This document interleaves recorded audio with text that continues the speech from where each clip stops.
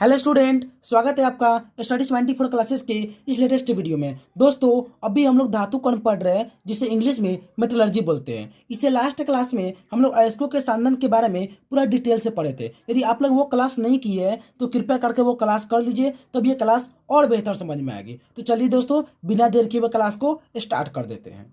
अभी हम लोग धातु कण के बारे में पढ़ते हैं, इंग्लिश में जिसे मेटलर्जी बोलते हैं। हम लोग ये पढ़े थे कि पृथ्वी की परत में धातु पाई जाती है और उसको बहुत अपने मेहनत के बदौलत, अपने कर्म के बदौलत उस धातु को हम लोग प्राप्त करते हैं। वही है, मैं उसी को हम लोग धातु कर्म कहते हैं। अब ऐसा नहीं है कि पृथ्वी की परत में गए, खुदाई किए, धातु प्राप्त करके उसका उपयोग कर लिए। ऐसा नहीं होता है। उस धातु को बहुत सारे शोधन प्रक्रिया से गुजरना पड़ता है, तब जाके अंत में वो धातु प्राप्त होती है।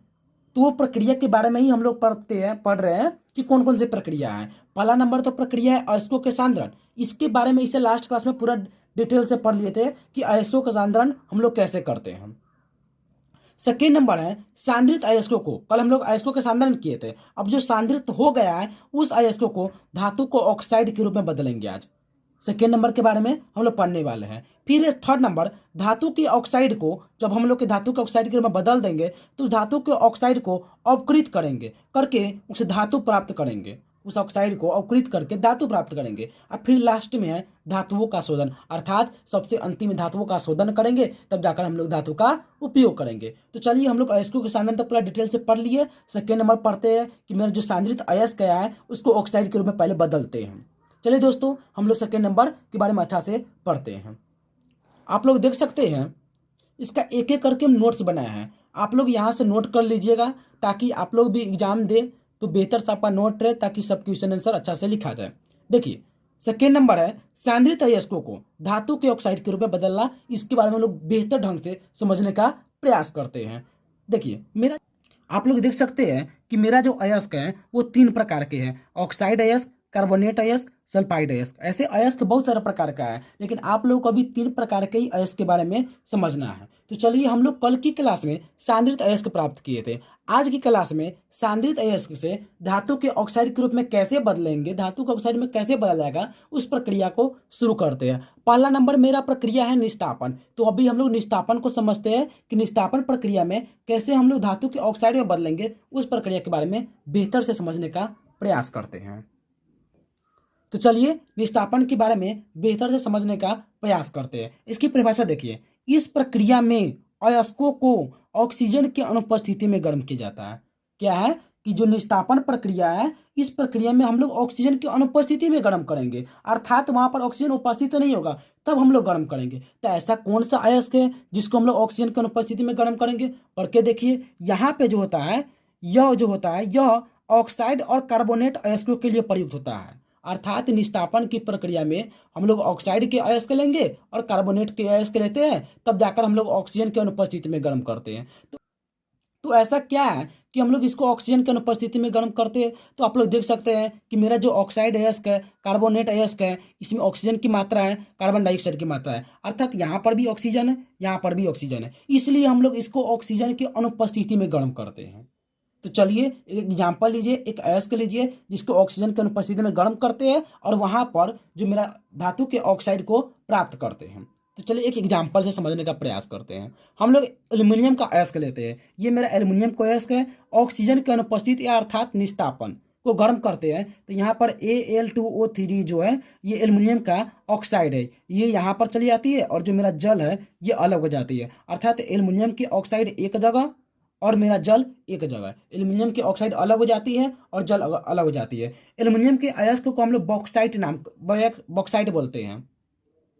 एल्युमिनियम के अयस्क को हम लोग बॉक्साइट बोलते हैं। इसको ऑक्सीजन की अनुपस्थिति में गर्म करते हैं तो एल्युमिनियम की ऑक्साइड प्राप्त होती है और जल प्राप्त होती है। तो पहला नंबर है निस्तापन। हम लोग निस्तापन में क्या करते हैं? अयस्कों को ऑक्सीजन की अनुपस्थिति में गर्म करते हैं। तो ऐसा कौन कौन सा अयस्क है जिसको ऑक्सीजन की अनुपस्थिति में गर्म करेंगे? तो पहला नंबर ऑक्साइड अयस्क, सेकेंड नंबर कार्बोनेट अयस्क। एक एग्जाम्पल से समझे हैं कि एल्युमिनियम का अयस्क लिए हैं, ऑक्सीजन की अनुपस्थिति में गर्म किए हैं, तो हमको एल्युमिनियम का ऑक्साइड और जल प्राप्त हुई है। यही प्रक्रिया है निस्तापन, और इसी प्रक्रिया के द्वारा हम लोग धातु के ऑक्साइड, यहाँ पर हम लोग एल्युमिनियम की ऑक्साइड प्राप्त कर लिए हैं। तो चलिए, अब हम लोग सेकेंड पेज में देखते हैं क्या है।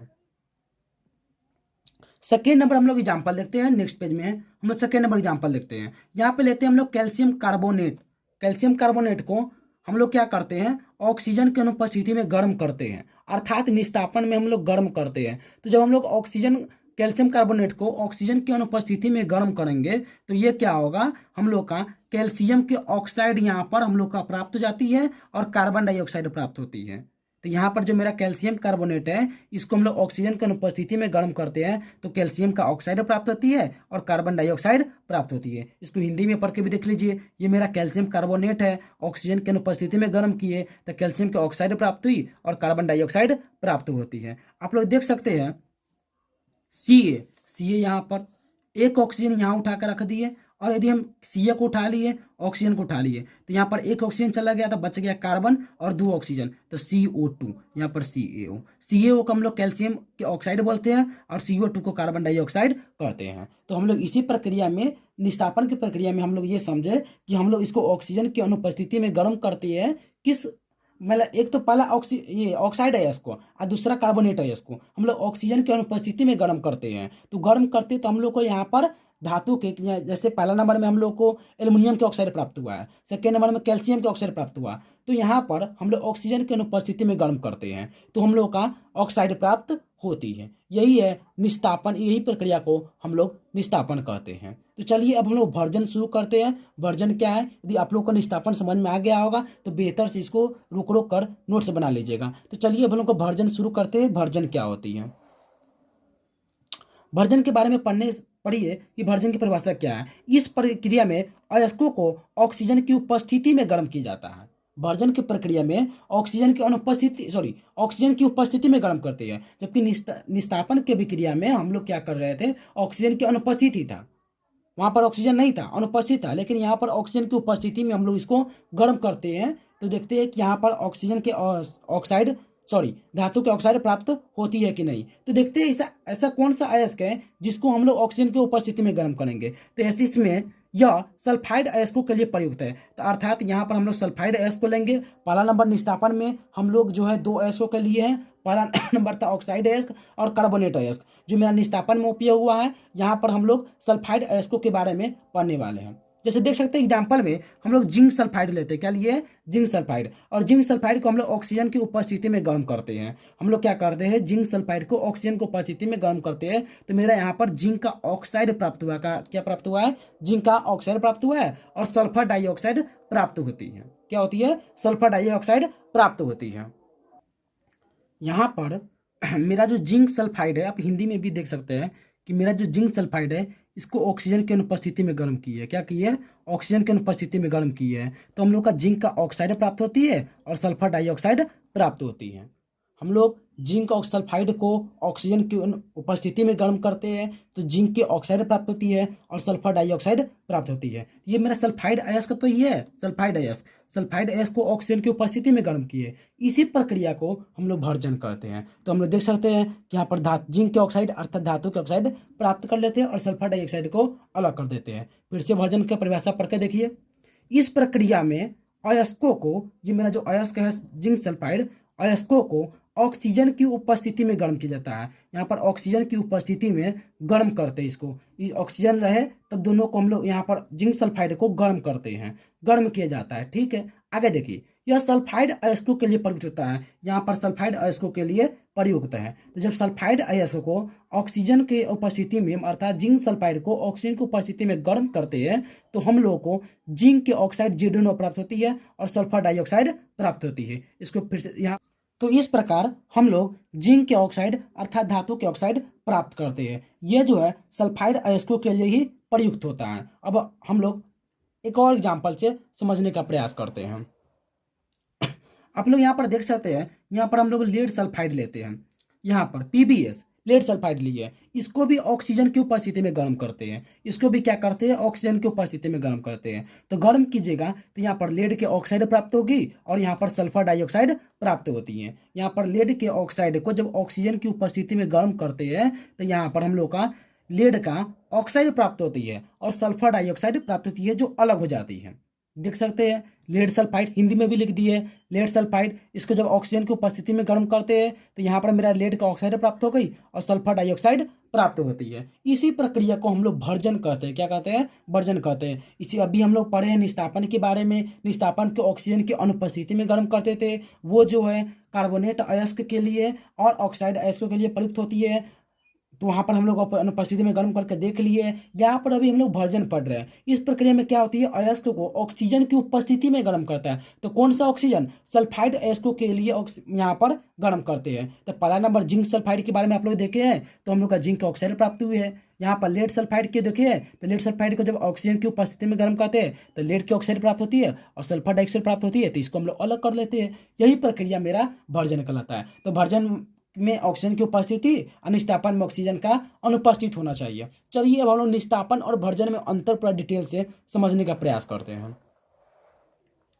देखिए निस्तापन और भर्जन में क्या अंतर है। पहला नंबर, इस प्रक्रिया में अयस्क को वायु की अनुपस्थिति में गर्म किया जाता है। अभी हम लोग जस्ट देखे हैं कि निस्तापन में वायु की अनुपस्थिति में गर्म की है, लेकिन भर्जन में क्या देखे हैं, इस प्रक्रिया में अयस्क को वायु की उपस्थिति में गर्म किया जाता है। यहाँ पर हम लोग वायु की उपस्थिति में गर्म की है। सेकेंड नंबर देखिए, यह ऑक्साइड एवं कार्बोनेट अयस्कों के लिए प्रयुक्त होता है। अभी जस्ट पढ़े हैं कि यह ऑक्साइड एवं कार्बोनेट अयस्कों के लिए प्रयुक्त होती है। सेकेंड नंबर यहाँ पर देखिए, यह सल्फाइड अयस्कों के लिए प्रयुक्त होती है। यही है निस्तापन और भर्जन। आप लोग यदि 2 या 5 2 नंबर का ज़्यादातर पूछेगा यदि निस्तापन और भर्जन में क्या अंतर होता है, तो इस दोनों बात को लिख दीजिएगा, तब वो पूरा में पूरा नंबर मिलेगा।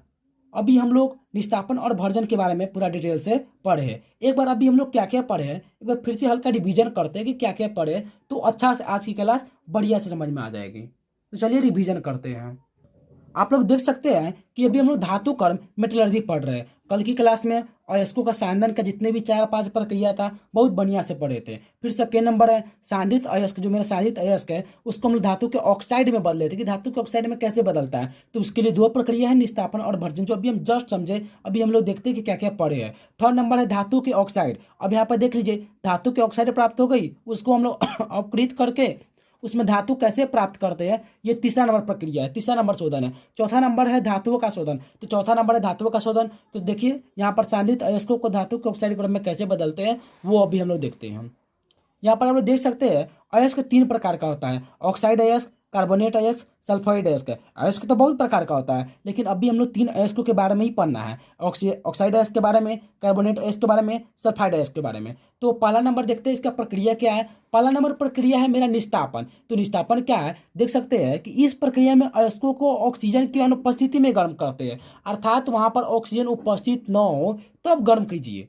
तो ऐसा कौन सा अयस्क है, तो इसके लिए अयस्क है ऑक्साइड। बहुत महत्वपूर्ण क्वेश्चन है, इसलिए धीरे धीरे बता रहे हैं। ऑक्साइड अयस्क और कार्बोनेट अयस्क, ये दोनों अयस्कों को हम लोग गर्म करते हैं, किसके? ऑक्सीजन की अनुपस्थिति में। तो यहाँ पे देख सकते हैं एक एग्जाम्पल ये एल्यूमिनियम के ऑक्साइड, सॉरी एल्यूमिनियम के अयस्क। एल्यूमिनियम के अयस्क को हम लोग बॉक्साइट बोलते हैं। इसको जब गर्म कीजिएगा तो गर्म करने पर मेरा एल्यूमिनियम की ऑक्साइड प्राप्त होगी और जल प्राप्त होती है। देख सकते हैं, इसको हिंदी में भी हम लिखे हुए हैं ताकि आप लोग समझने में दिक्कत ना हो।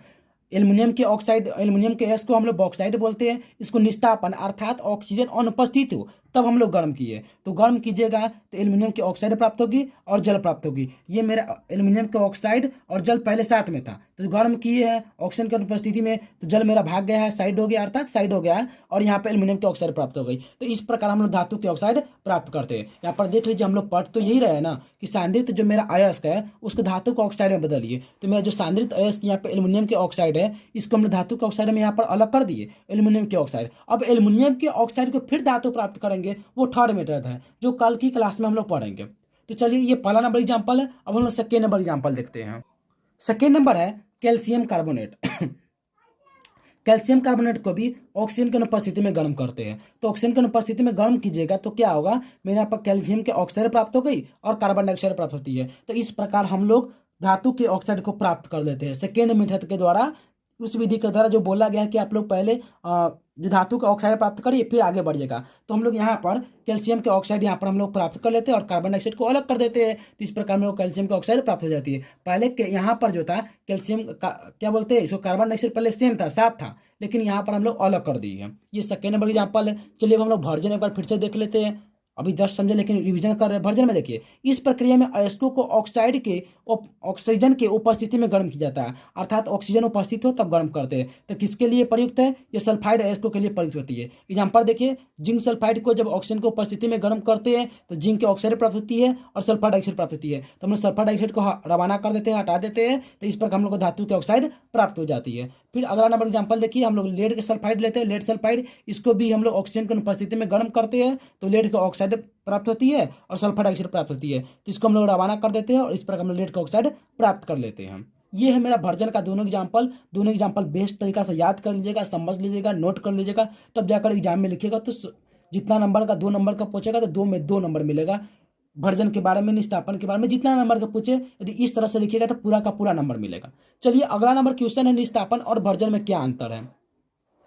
तो जितना भी बात पढ़े उसी को लिख दीजिए। क्या है? इस प्रक्रिया में अयस्क को वायु की अनुपस्थिति में गर्म करते हैं। हम तो अभी जस्ट पढ़े हैं कि वायु की अनुपस्थिति में गर्म करते हैं। वर्जन में क्या है? इस प्रक्रिया में अयस्क को वायु की उपस्थिति में गर्म करते हैं। अभी जस्ट देखे कि हम लोग उपस्थिति में गर्म करते हैं। यहाँ पर सेकेंड नंबर है, यह ऑक्साइड एवं कार्बोनेट अयस्कों के लिए प्रयुक्त होती है। अभी जस्ट पढ़े कि ये मेरा जो है कार्बोनेट अयस्कों के लिए और ऑक्साइड अयस्कों के लिए प्रयुक्त होती है और ये जो है सल्फाइड अयस्कों के लिए प्रयुक्त होती है। तो ये है निष्ठापन और वर्जन में अंतर। दो आप लोग इसको स्क्रीनशॉट ले लीजिए या अभी इसको रोक कर नोट कर लीजिए ताकि आप लोग को समझने में दिक्कत ना हो और एग्जाम में बेहतर से बेहतर नंबर आए। तो चलिए दोस्तों, क्लास को यहीं पर एंड करते हैं। इस वीडियो को लाइक करिएगा, कमेंट करिएगा, ज़्यादा से ज़्यादा शेयर करिएगा और आप लोग इस सब्सक्राइब कर दीजिए चैनल को। Thank you.